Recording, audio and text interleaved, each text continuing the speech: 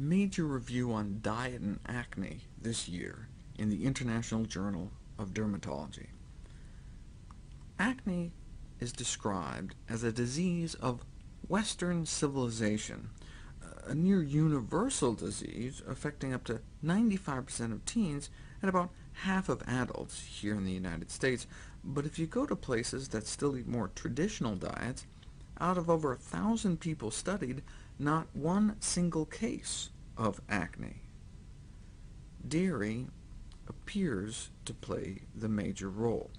The steroid hormones in milk are at high enough concentrations that it may affect our oil-producing pores. But if there are that many hormones in milk, then acne would seem to be the least of our worries.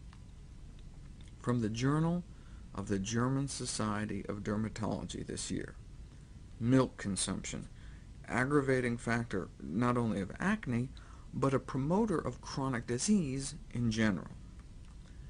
Yes, the potential risks of cow's milk consumption include affecting the skin, but I'm less concerned in the so-called acne epidemic than I am about the epidemic of dementia, and cancer, and heart disease, though premature puberty and autoimmune diseases are serious issues as well.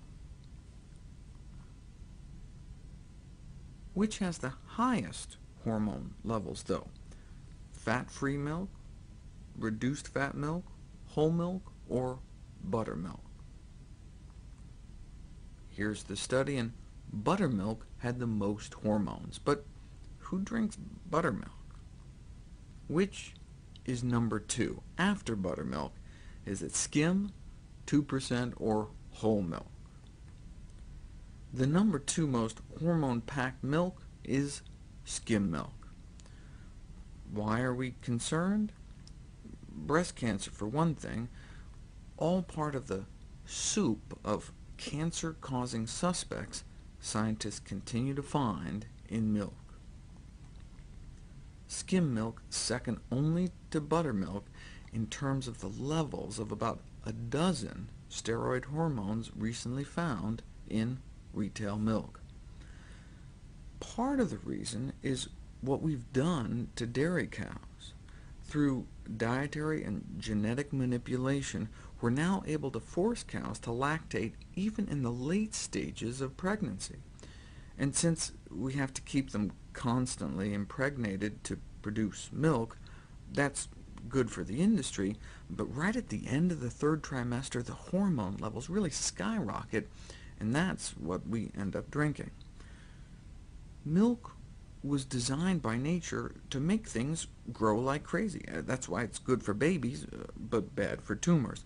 Good for baby cows, but bad for adult people who may have tiny microscopic breast or prostate tumors, which we don't want growing so fast.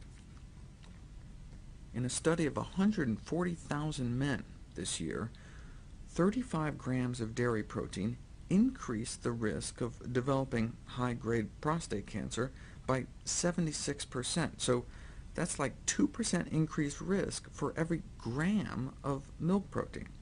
So like a cup of cottage cheese a day could increase one's risk by about 50%.